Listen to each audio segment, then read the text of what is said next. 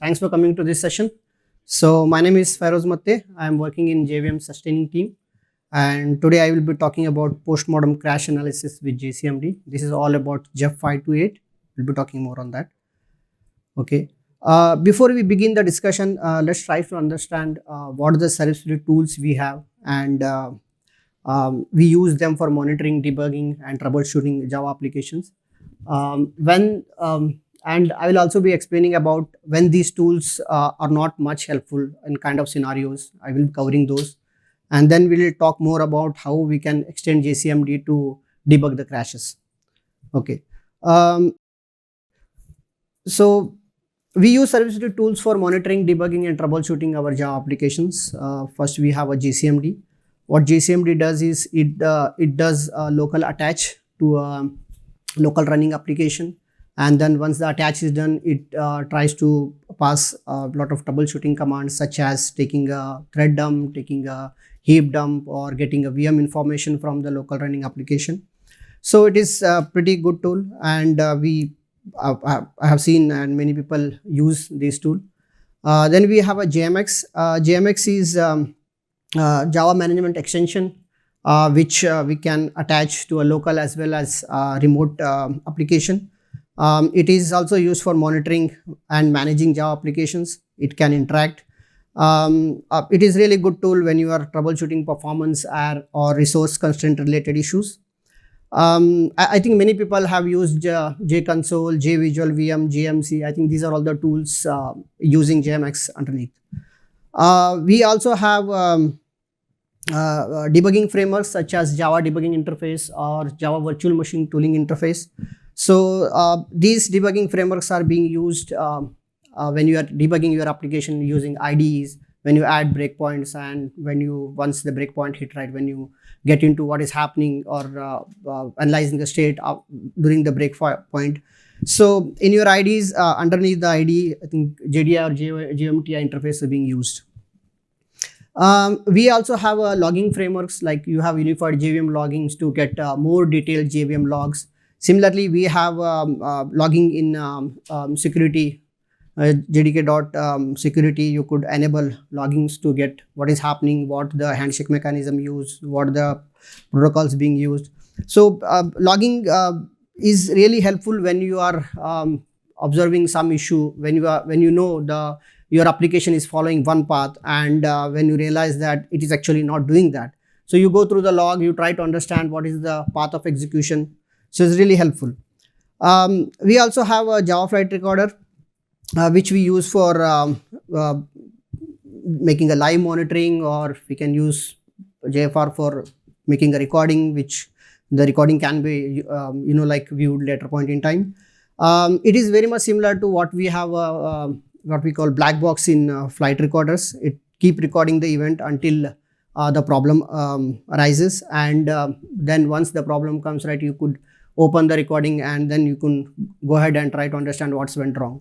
So the JFR is basically designed for production environments which has less than 1% of overhead. So definitely can be used, and it also has a very rich set of APIs for producing and consuming Java events. With that, we'll see like when these tools we can't use in situations, right? The things when things go wrong out of a sudden. For example, like you are debugging or you are running an application, and you realize that the application terminated by itself without giving any like intimation. So such scenarios we'll try to see, and we'll see like whatever the serviceability tools we discuss are not much helpful for us, and what we have next, how we can debug such situations. So when things go wrong, right, you could see that application terminate by itself in two scenarios. One is that it could get a runtime exception. So once you see the runtime exception, you can have a complete detailed stack trace. So it is a Java stack trace, so you could see the line number from where this is originating. So you go to that particular line number and try to fix that. So it looks simple one. So yeah, so debugging point of view, there's not much here. So I'm not going to discuss this one today. So the next one is the crash. So this is what I'll be focusing more in today's session. So once you deploy your application on production and you see this kind of crash in the production environment, it is kind of a nightmare for an engineer, right? So, but the situations can arise, these things will happen. So we need to know how we can debug such scenarios, right? So let's get into more on debugging these things. So when the crashes happen, right, application reaches into a state from where it cannot continue further. It just gives up, and then we get a crash dumps. And there are two, what I can say, like from crash dumps, right, what information we could get. So let's see that. Compared to live application, right, when the crash happens, the things are not that interesting, or it doesn't look pretty rich here.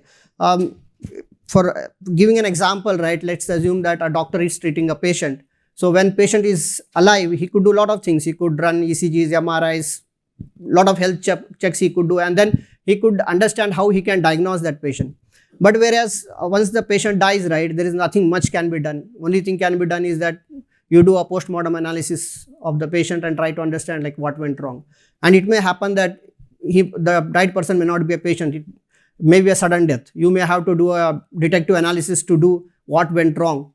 In our case, in our application case, why we are doing post-mortem analysis is that trying to find out what went wrong so that we could fix the problem, and in later point in time, right, such situation may not occur. So that's the reason we are going to do a post-mortem analysis of this.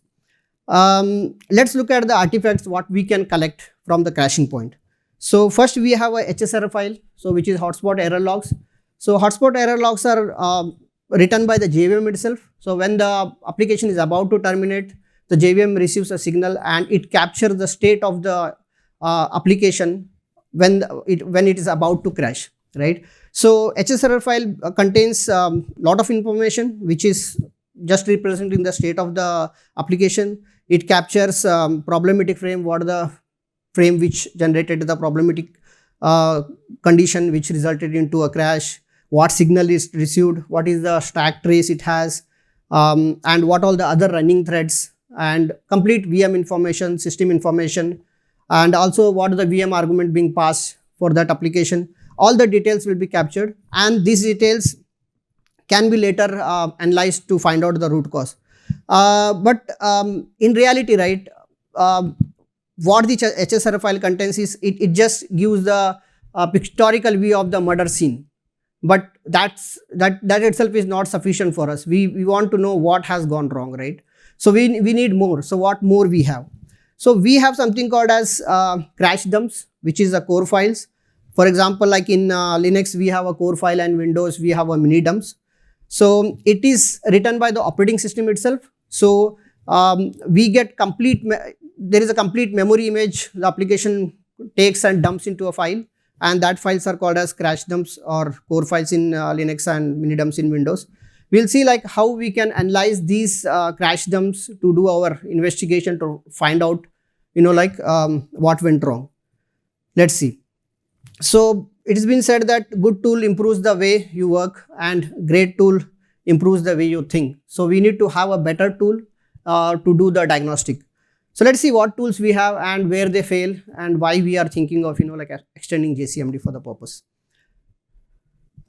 We get to analyze I'm focusing more on analyzing core files here. To analyze the core file, right, we get native help from the native debuggers such as like GDB in Linux and WinDBG in Windows. Native debuggers are pretty good. They could understand libraries, symbols, addresses, they could examine memory, all pretty nice. But the problem with native debugger is that they don't understand the Java virtual machine what we have. So in reality, they cannot give the Java level view for us. They are good. They could interpret the native application, but what we want for our analysis is that we want the Java state, Java level view. For example, let's take this example here. If you could see the backtrace, which will give the stack trace of the thread, right? So if you see the frame 12, right, which is a native frame. So the native debugger could able to decode that oof factory new object array is the method, whereas frame 14 to frame 18 are the Java frames. So the native debugger doesn't know how to decode the Java frame, because it is not the native frame, right? The Java virtual machine has its own structure. So it failed to decode. That's the reason you could see in the method name, right, there are question marks. It just says that I got it, but I am not sure which method it is. So it just put it as a question mark. So this is a problem with the native debuggers. One thing we can solve this particular issue is that we could attach symbol file and inform the GDB or native debugger, right? Okay, you can refer the symbol files from this particular location, so that it could read the symbol files and it could decode the method. That looks okay. But what about, like, I'm debugging some issue where I'm suspecting that there is a problem in the heap, right? So I want to take the complete heap dump from the crash file. How I can do that, right? So in this kind of situation, what, as a JVM sustaining engineer, my role, what we do is, like, we write scripts, right? We know in HSR file, if you go and if you read, you know the addresses of your young generation and old generation. So you go to the core file and try to read from that start address to end address of the parallel GC or the old GC and put it into a heap dump, and these heap dumps can be analyzed later. But to write such a script, right, it is not that an easy. It requires an heroic effort. And what about the maintenance? Whenever there is a changes happening in the JVM code, we also need to upgrade our script to be in sync. So yeah, definitely there are some issues. The example I gave, which was a parallel GC, where the things are straightforward, the memory is contiguous. But what about the G1 GC, where everything is region based, right? So there are a lot of problems. Your script has to read the entire regions. There could be tons of regions. It has to go and it has to read. So it is not an easy thing. It requires a lot of effort. And there are other problems as such, like whenever there is changes happening in the JVM side, right, you also need to keep upgrading your script. And in certain scenarios, it may happen that you just missed that there is something happened on the VM side. You did not change your script, and you are thinking that I'm just getting into a situation and the things are aparting it. So it may happen that this kind of scenarios may come up. So yeah, native debuggers we can't use. So what else we have? We have some kind of help in our own serviceability agent. So this is already available in JDK. Serviceability agent, in a short form we call it SA. SA exposes the Java context where a native debugger does not. We can do it on live as well as on core file. We could get a thread. We could get a thread dump, object inspection, heap dump. We could get VM information. Everything is possible in SA. But the problem with SA is that over the years, right, it has changed so much significantly. We have many ways to launch SA, like we have a launcher script, we have binaries, and even we have jar files like sa-jdi.jar file. We could launch, like we have a CLHSDB, we have HSDB. There are so many ways, so many things happening there. And there are duplications. For example, like we have a JStack. We could launch JStack to get the stack trace. We also can launch JStack through JHSDB. So there are different code bases. So it is like code duplication is happening over here. And in reality, SA has to give a Java level view for the debugger, right? So it basically rewrites what is there in the JVM. For example, take this example here. In HotSpot share runtime, we have a thread.cpp file, which is just a basic representation of the native thread class. SA rewrites that, and we could see that in jdk.hotspot.agent code, the same file has been written in Java under thread.java as the name. So basically, there is a overhead to keep sync with the JVM sync. Whenever there is a changes happening with the JVM code, you need to make sure that you are updating your SA. And SA is a very huge, like it has 130k plus lines of code already. So it is pretty huge, and you need to make sure that things are in sync. Next, the problem we are seeing is that SA does not support gCC. So that is a major issue which we may face in upcoming years, because so far, like right now we are having G1 as a default garbage collector, but in going forward, where gCC is performing pretty good, so it may happen that it will be replaced, and during that time SA is kind of bottleneck to debug such issues on gCC. Okay, so yeah, the tools can be duplication. We are having a duplication of the tools here, like we are having JCMD on live, and SA also we could use to do the same thing, like to get the thread dump we could do on the both the ways. And now the question is like which one do we recommend and which one do we use, right? So the question comes because the two things doing the same job. So having said that, JCMD has become a go-to tool over the years. It has been observed that many launchers like JStack, JMap has been completely replaced by the JCMD now, and JCMD can be used for multiple purposes, which is doing pretty good. So why can't we extend JCMD itself for doing the core file, right? So we have a very simpler format of JCMD, how it does. We have a JCMD and then the PID or the name of the process running and the command what we are going to pass on JCMD. So it has a very simple format, and if we want to extend this, right, for crashes, it will be something like JCMD, the core file name and the command. So that looks pretty much same as what we do for live applications. And in most of the case commands, right, still relevant what we do for live and what we do for core file. Like we want to get thread dump, we want to get stack trace, we want to know information about the class stat. All the things are pretty much relevant for crashes as well. So let's see how we can extend that. And in case if there is a arise comes, like you want to add additional command which is not available for doing a live debugging, so you want additional command for core files, right, it can be added because JCMD has a very simple format. So with that, what happens is like we have a simple interface for debugging live as well as debugging core files. You could use only a JCMD, so there's not much. And with that, we could avoid JVM sync maintenance related issues, code duplication issues. So all can be avoided. Now let's try to understand how we can do, how we can use JCMD for debugging the core files. So we know like native debuggers are good, but we also need to enable JCMD for live. Now it is happening, and we need to do it for core files also. So what we want is we want to run the existing JVM code from the core file to make sure that the code is not changed.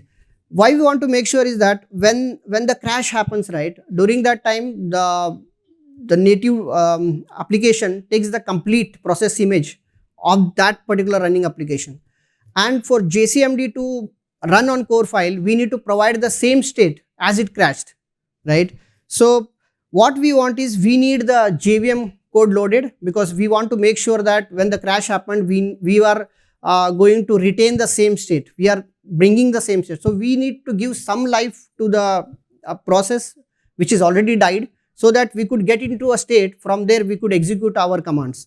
So I will explain that how that happens.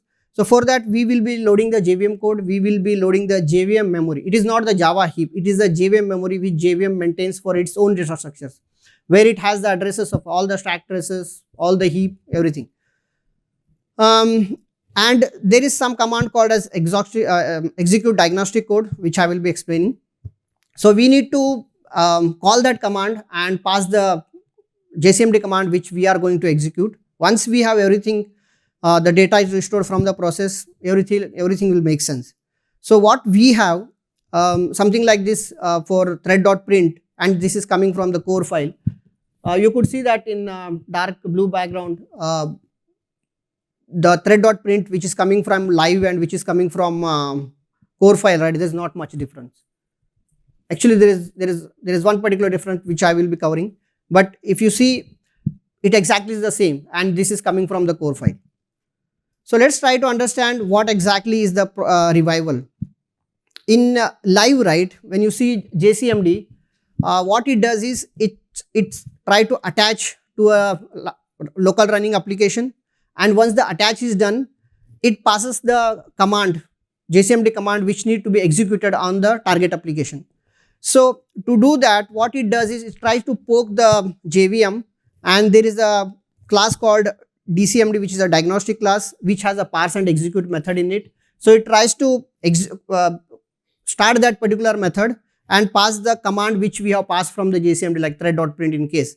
So that command will be executed. So basically what we are trying to do in a live, right, we are trying to invoke this diagnostic command and call the parse and execute method, so that our command will be executed and we get the result what we are expecting. So how this happens in core file? So the interface is same. We have a JCMD going to interact with the core file. To do this, we have something called as a revival helper process. In basically what we are trying to do, we are trying to give a little bit of life to the died process so that we could restore the state of the JVM, and we could execute this diagnostic command and call this parse and execute method and pass the JCMD command what we are looking for, like thread.print, gc.heapdump, whatever, right? So that's what is all about this revival helper does. And how it does the memory mapping is, here the left side you could see that it has a memory map sketch which is on the original process, which is being dumped on the core file. So the core file, we have this kind of memory mapping, and in revive the helper process, right, how it is mapped. For example, Java heap is we still referring from the core file. We have not loaded into a revival helper process. The next is the JavaOne. We are not using JavaOne because it is died. So we have a new process now, which is a revival helper. On the third line, you could see a lot of other data structures for native heap and map regions. Like we have a stack traces of threads on the next line, this line, and the last line, right? You could see the stack traces of the threads. Again, we are not going to copy this to the new revival because we could still refer from the core file and they are in the core file. What we need is, we need only the libjvm.so file, because this is what our JVM running. And we also copying the memory addresses, the JVM internal memory, what it is using. And the rest of the things like the system files and all will be still referred from the system because the process is local. And I will be talking about this. There will be some mapping happening if you are using core file from some different server to the local server, right? There will be mapping happening for the local files like libc.so file and all. Okay, apart from that, things are pretty straightforward here. Okay, with this particular one, we are pretty good. Like we could, once we have revival process running, we know like we have restored the complete process, not complete process, the thing what we are looking for. Like we could able to started the diagnostic command class, and we started invoking the parse and execute method, and now we are ready to pass the DCMD commands. So on the screen, right, what I have displayed is the thread.print from the live, and this is the thread.print from the core file, which is mentioned in the dark blue background. So you could see that there is no different, exactly same, but there is one particular different which I would like to highlight is this particular one, CPU time.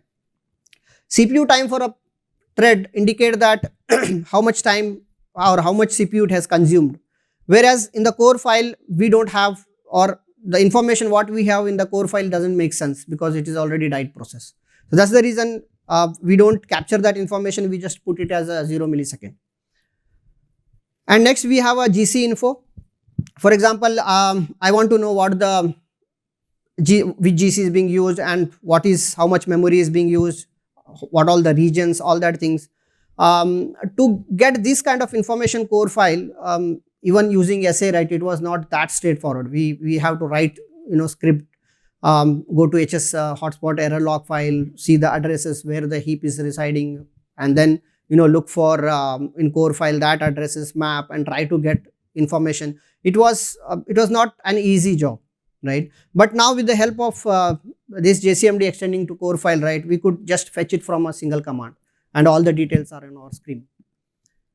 Next we have taking a heap dump. For example, like you used to pass JCMD, then the name of the PID or name of the process, and then the JCMD, gc.heap_dump or the command, and then the name of the file where you want to write the heap dump. And the same thing is happening, only different. You can see that instead of telling that which process it is referring to take the heap, now it is telling the which core file it is referring from where it is going to take the heap dump, right? And once it is done, it will be put it into a file which you mentioned, and this file can be used later point in time, or to analyze more, right, you can use heap analyzers and then go through it. So it looks very easy. Earlier, like I was mentioning, we used to have scripts, right, to get the complete heap dump, and those were like, there were maintenance issues and couple of other issues on that. Okay, class histogram. Yeah, this is pretty good when you are dealing with some memory leak related issues. You want to see how many instances of that particular object is being created, what is the amount of memory it is being holding. With the class histogram, when the crash happened, right, it gives the snapshot when the crash happened. This histogram is coming from the crash site. So you know, like during the crash, what was the state of that particular object and how much instances it had, how much memory it was consumed.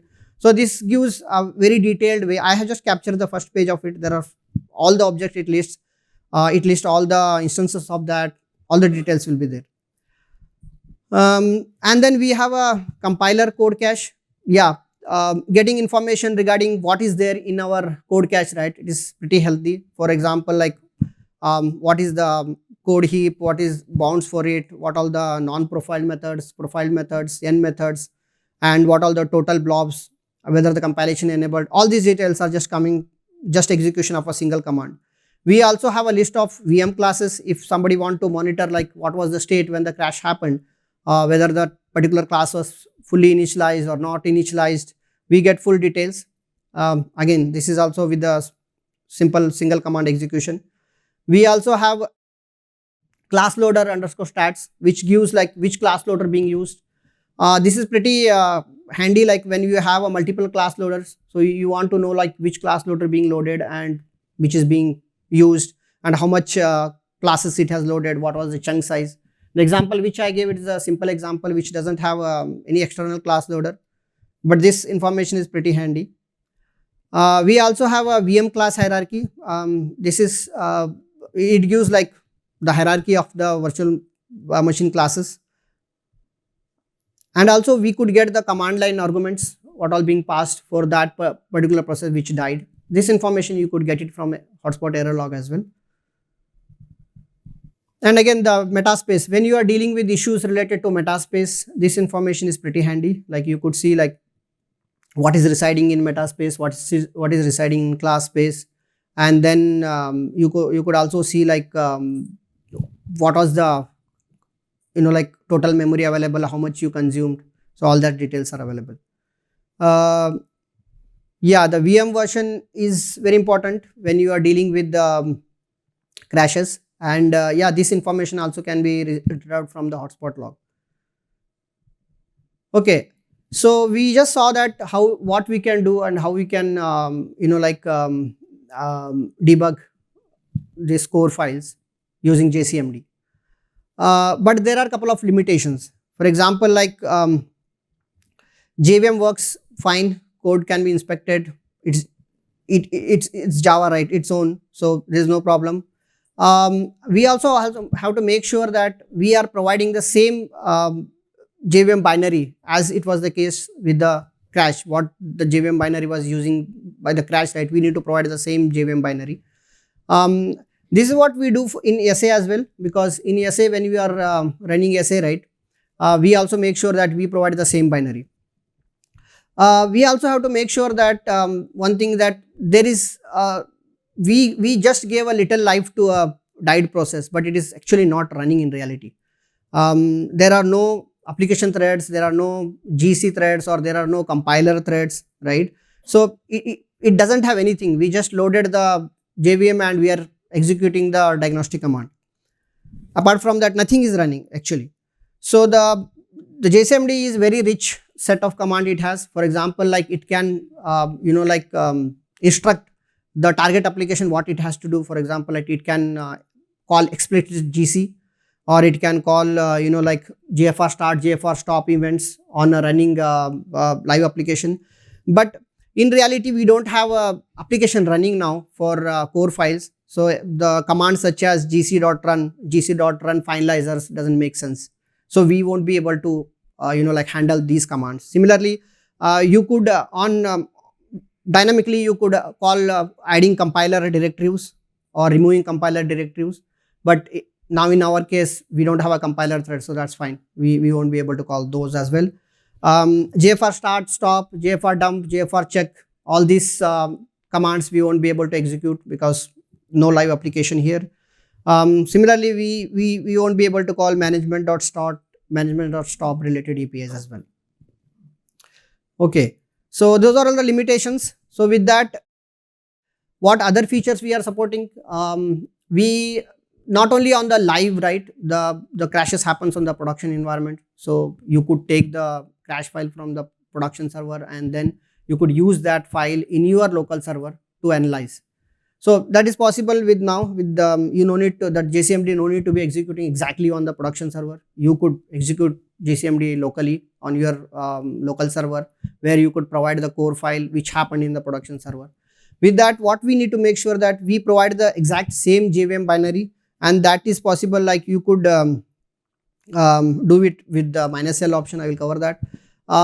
Compared to native debuggers, right? The JCMD has fewer requirements. The revival process has very fewer requirements, and right now we cannot say that it is a direct replacement for the native debuggers.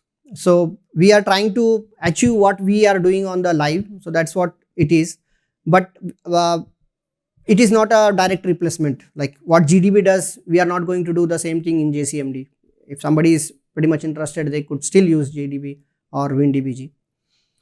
How you can discover? It is simple command JCMD help could able to tell you like what all the options are available. In addition to this, on core files, you could run JCMD, then the core file name with the help.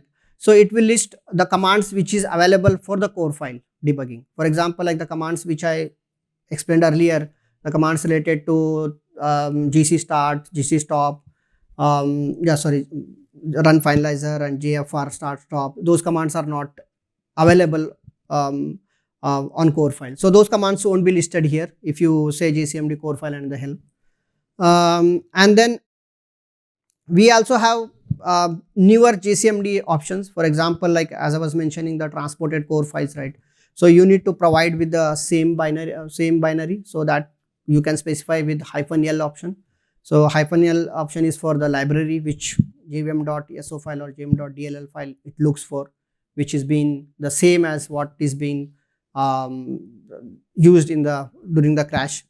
And it may happen that like JCMD can be called before in two ways. Like you can call JCMD on a PID, which is a live application running the PID of that application, or the name of the application, right? You could call JCMD with that. And now with this extension, we could call JCMD with the core file name also. Now it may happen that the name of the core file and the name of the application may match. So to avoid that, we are using -c option. So with -c option, you could give a core file name. And if there are no namespace mismatch, so there's no problem, like you can directly call with core file name. In case of mismatch, the JCMD will fall back to the application name. It will not go to core file. But if you want to specifically inform JCMD, no, I'm referring for the core file, then provide with the -c option. So that's what the new interface, what we see. The current work, JEP 528, Post-Mortem Crash Analysis with JCMD. What we are supporting now is like we are supporting for Linux x64 and Linux R64, and we are also supporting for Windows x64. There are plans to support for Mac OS, but not in this release. So with that, we will have a broad selection of JCMD commands for live as well as for core file. And this will be the tool for, dealing with crashes, debugging the crashes. Right now, the technical work is moving towards code review. So it is under code review, and we are aiming to be integrated in JDK 27, but no promises because things may change during the code review. It may get delayed or things may go a little slower on that front.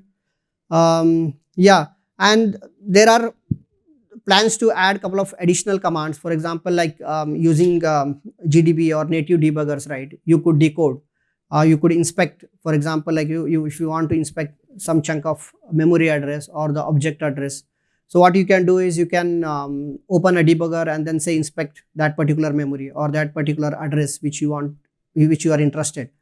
So that functionality we won't get in JCMD because JCMD is not have that interface or inspecting reference of memory or reference of object, because that was not the case in live. But with core file, we may have to get that kind of information. So we are planning to add vm.inspect as a command, so which will be applicable for core files. So that work is still underway, but it is not going to be released in JDK 27, or what we are planning this job to be integrated right during that time. Yeah, so a couple of references like JEP 528, it is in candidate state. You could read more of this. The link is available. And we also have, if you want to try hands, if you want to run JCMD on cores, you could just download the source from JDK sandbox repo. It is available under JCMD_course_process_revival is a branch. So you could check out this particular branch, just build the JDK and go to JCMD and just launch it. Provide the core file which you want to debug, and then just play around and just see how it goes. And if there are any issue, please get back to us, look into it. If you have any questions, please, we have a couple of time to address. Yeah, please. No, JCMD, there are two things here. The JCMD can be running from different Java version. It's not required that you need to run the JCMD on the same version. But what you need to provide with -l option is the same JVM binary which was running in the core file, because we need to load that. We have the code, but we need to start the JVM right with that particular code set. We are trying to get an image exactly same as what happened to the during the crash. The image is available, but we need the binary to be loaded, right? So that is what we are referring. Here -l option is that is the binary. Okay.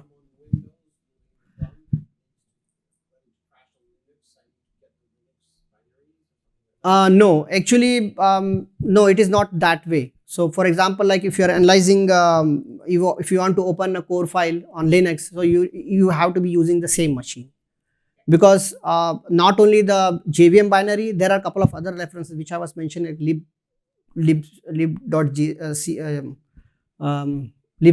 libc.so file, and then there are a couple of other system files which will be JVM will be using for its internal purpose, right?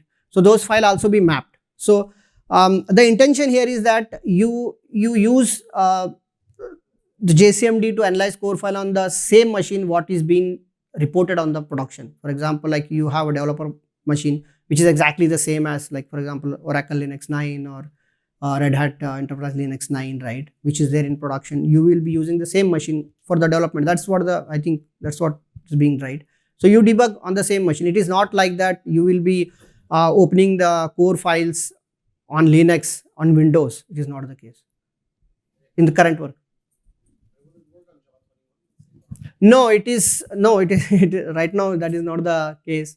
Maybe we may backport it later, but right now we will wait for it to go into the main line and then see how it boils down over there. If there are any issues, we will fix it. Once it stabilizes there, right, we try to backport, because as a JVM engineer, I would love to use that one on LTS releases.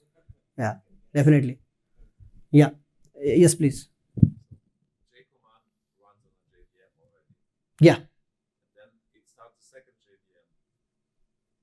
Yes, it starts the second JVM, which is the revival process. Yes.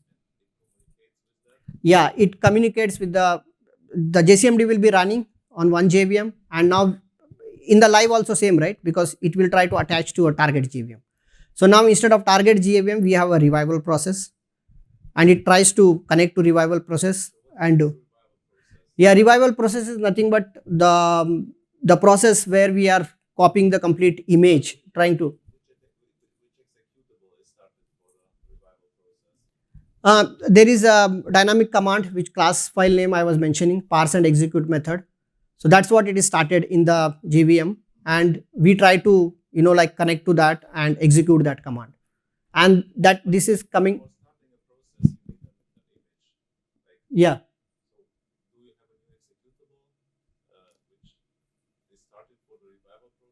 Exactly, we have a new executable. We will be starting that. We need that.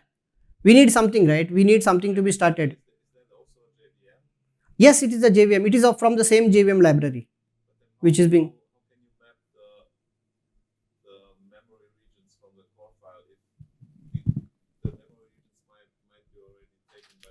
Exactly, that's a really good question. Um, I think gentleman is asking how we map the memory region. So what we do for this, I did not go much deeper into that, but thanks for asking that question. What we do is like we try to load exactly on the same address of the JVM binary which was running in the process when that crashed, right? It is a virtual address. So once we have that address, rest of the addresses remains the same. For example, like I loaded the JVM in the same virtual address where it was running in the actual process when the crash happened, right? The remaining things like stack traces, stack addresses, the heap addresses, all are bound to the JVM address. So all other addresses remains with intact. So that's a good thing that you asked me that. I got a chance to clarify that we will be loading into the same virtual address as the JVM. Exactly.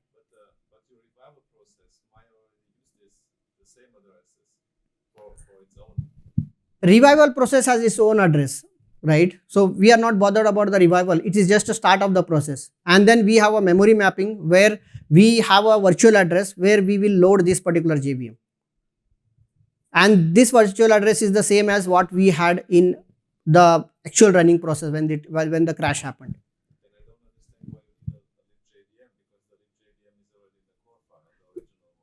Yeah, that's a, to run it we need a libjvm, right? We need a Java.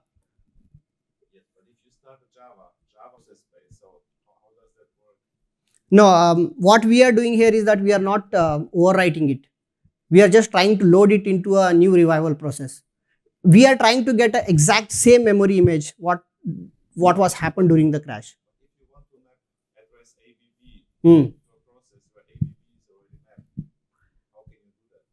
No, we are, see, it is a virtual address and revival has a very fewer requirement. It doesn't have anything to do. It is just loading a JVM.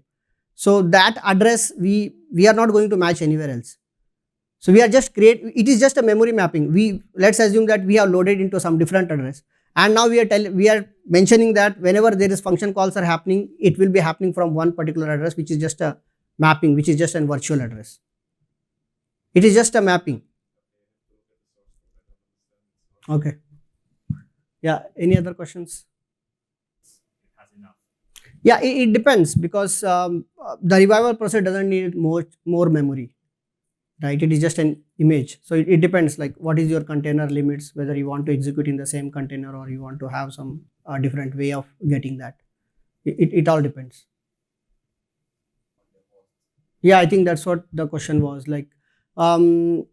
It all depends like what is your requirement. For example, like if you are analyzing, if you want to load a core file which is 20 GB or sometimes even more or few MBs, like if your container is bound to memory limit, then you may not be able to load that 20 GB, right?